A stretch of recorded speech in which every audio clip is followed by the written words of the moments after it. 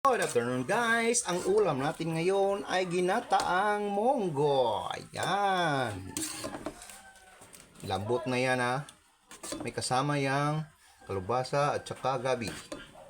Ayan, kumukulo na siya guys.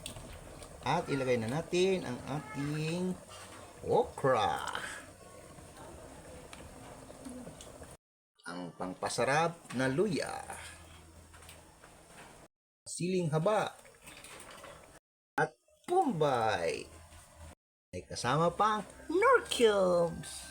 Guys, at ito na ang ating fresh Coco Mamas gata.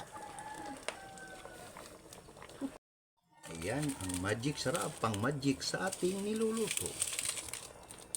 Lagay natin ang atsal. Lagay natin guys ang ating malunggay at saka alagbati. Ilagay na po natin ang ating mga gulay. Ating sangig na pangpabango. Nakahuli ay ang sibuyas dahon.